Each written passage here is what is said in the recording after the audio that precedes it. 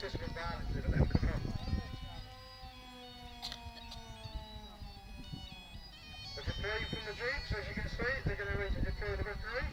They're laying down smoke for cover.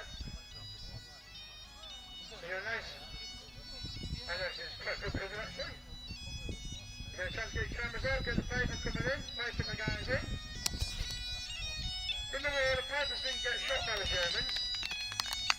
The reason being is they thought the pipers are mental anyway. They won't keep the battle just for the fight, so they left them alone. It's a true fact.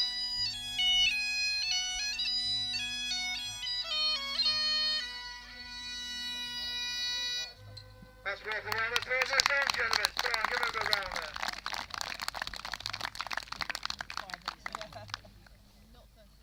Pass on to the gentleman for the fight. Good afternoon, ladies and gentlemen. Who's this fella? What you just seen there is the Commando raid. He's not in Northern too. Is he not? 1944. He's in Commandos were formed in 1940 on the He's in Churchill because we needed a force to strike back at the enemy. Obviously morale had taken a real boost, or a real hammering after Dunkirk, and people needed a success. The Commandos were formed in 1940, and equipment was very short in those days, and the object of the Commandos was to raid the enemy coast. The Commandos became a bit of a bogeyman for the enemy. They would slip in under darkness and disappear as soon as it turned light. And the Commandos' favourite method of killing was with a knife. It created the bogeyman that came in the dark. By 1944 and D-Day, the role of the Commandos had changed. We no longer needed a raiding force, and so the Commando were formed into assault troops. There was 10 Army Commando units and some Royal Marine Commando units that were amalgamated in 1942. So, this afternoon what you're looking at, ladies and gentlemen, is you're looking at part of number 4 Commando Group, the 1st Special Service Brigade, under the guidance of, or under the leadership of Lord Lovett. You put your hand up, your lordship. And my name's Bill Millen, and I'm Lord Lovett's personal piper, because obviously being a clan chieftain, Lord Lovett couldn't go into action without his own personal piper. Now, the Commandos this afternoon, we've sneaked around behind German lines, ably supervised and shown the way by our French resistance colleague. And Giselle is going to show you her weapon of choice this afternoon, and it's a Colt 45. Now the Commandos used whatever weapons they thought best suited their purpose. Infantry officers would generally use either a Webley or a Smith & Wesson. Commando troops favoured the American Colt 45, a gun which had been around since the First World War. Its nickname was Old Loudmouth, fired quite a big bullet, a 9mm bullet, and the reason the Commandos liked it was because it was bomb-proof. You could drop it in water, right? It didn't need much cleaning. It could fire under really adverse conditions. So, the young lady's going to fire Old Loudmouth for you now.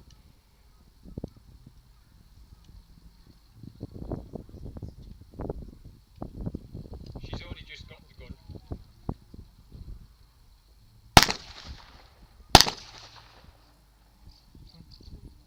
So, there we are.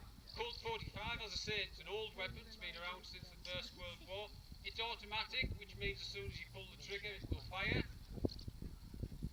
A cartridge, a magazine of 10mm, of 9mm ammunition. A very useful gun.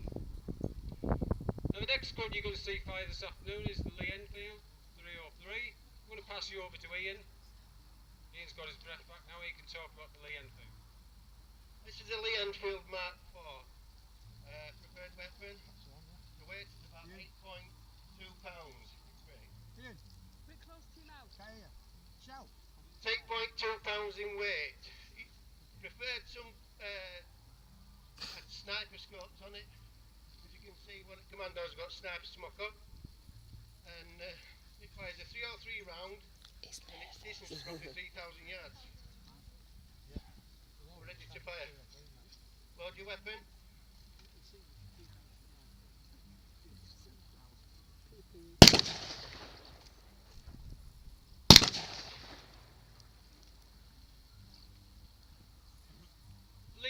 rifle had been around in modified form since the 1890s, so it was not a modern weapon as such, but it was a very robust, generally didn't jam, but sometimes when there's a bullet on the end of the round slots into the chamber very easily, but with blank ammunition there's no bullet on the actual end of the round, so you get a little crimp on the end of the brass cartridge, and sometimes that stops it going into the chamber, so what you get is you get a false impression of how easy the gun would have been to load.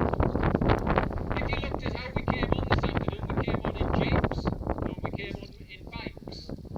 When the 1st Special Service Brigade landed on D-Day, lots of the Commandos carried bikes. They are the BSA folding paratrooper bike. The idea of those when they were first designed was they fold in half and would be thrown out of aeroplanes along with the paratroopers. Paratroopers would then land, put the bicycle back together, and you had a mobile trooper. The Commandos, their objectives on D-Day, they weren't the first troops to land. The first wave was the East Yorkshire Regiment on Sword Beach. The second wave were the Commandos. There was still fighting going on the beach, but the idea was that the East Yorks would have basically soaked up the opposition, and the Commandos could then push through the beachhead and onto their objectives. Their objective was the bridge over the River Orne, which had been taken during the night. The first troops on enemy soil on D-Day were British troops, British glide-borne troops under a Major Howard, who landed at Pegasus Bridge. And Lord Lovat's instruction was to get to Pegasus Bridge by 1 o'clock. He famously got there a couple of minutes late and apologised to Major Howard for being late. So we came on this afternoon in jeeps. They were Willys jeeps, and they've just been modified to put on as many machine guns and things like that as possible. And the paratrooper bikes. After the display, if you want to have a look at the jeeps and the bicycles, we're going to ride round, we're going to park them up on the corner of the quadrangle behind you, so you can take photographs and talk about that equipment. Right, our next gun this afternoon, ladies and gentlemen, is... it's a Sten gun, okay? Now, Sten gun, 1940, the British had had a real kicking. We talk about Dunkirk as being a victory. It wasn't a victory in any shape or form. We'd had a real kicking.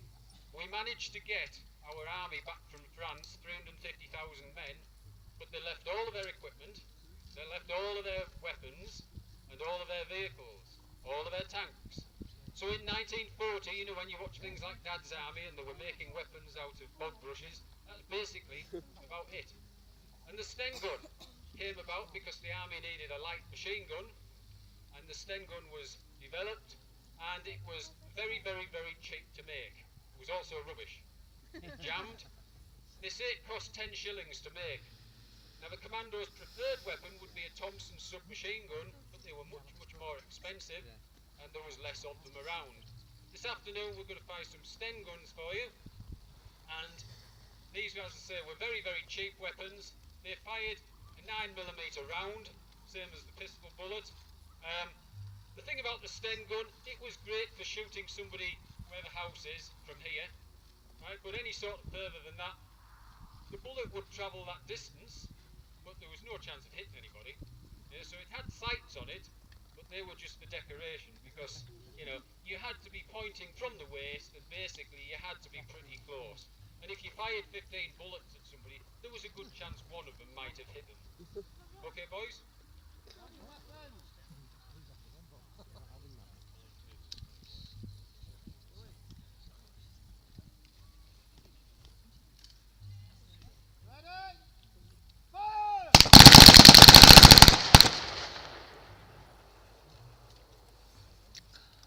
As you can hear from that, quite a loud weapon, and again often jammed, and you'll read witness accounts of soldiers using the Sten gun in action. One famous account that I read, the soldier fighting the Japanese picked his Sten gun up and threw it at them because it wouldn't work.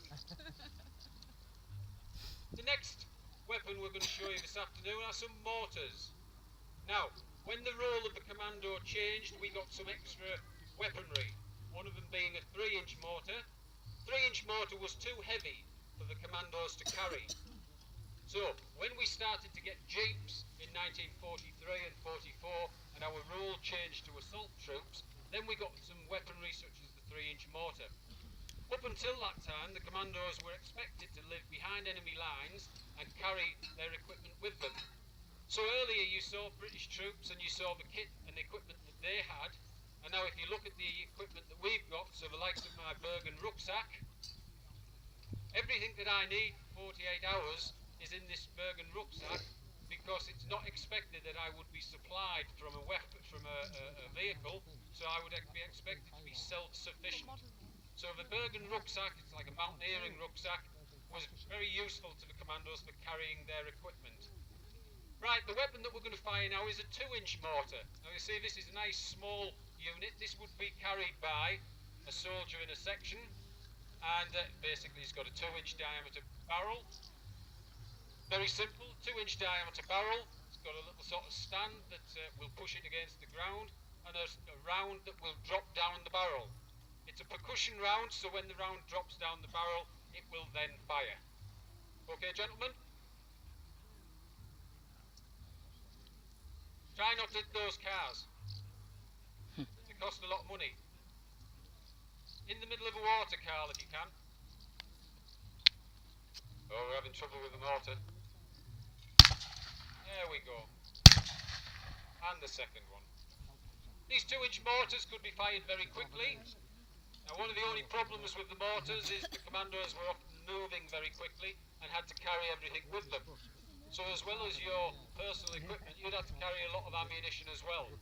And even if you were carrying a rifle, you'd carry your own weapons, your own ammunition. You'd also be carrying rounds for the mortar. So yes, the mortar could be used very quickly, could fire a lot of rounds, but it was often limited by the number of rounds that the men could fire. So now we come to this next beast, and this would have been carried on the back of a jeep. This would have been carried on the back of a jeep. As you see, it's a heavy piece of equipment, needs a stand. Much more precise weapon, can lay down a very accurate barrage, whereas the 2-inch mortar is really a bit of sort of hit and miss. Right, gentlemen, are we ready to fire? When you're ready.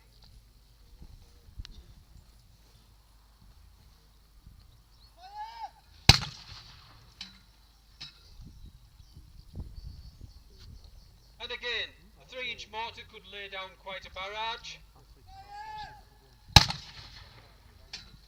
And because it was a heavy weapon, much of the ammunition could be carried in the jeeps.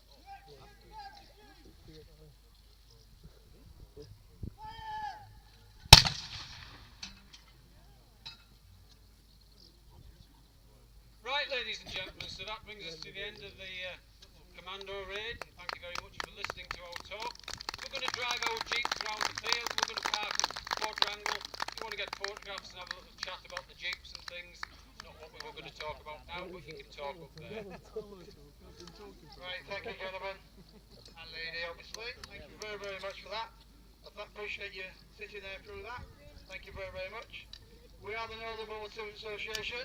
Singers on at 3:30. And the singers on at 3:30, as just told me. So go and watch Jump Jive and Swing at 3:30. I'll get told off. In 10 minutes, there's going to be a display from the home guard. Come to the home guard, just up on here behind you. They're going to do a display. So don't go too far, guys. You watch the home guard.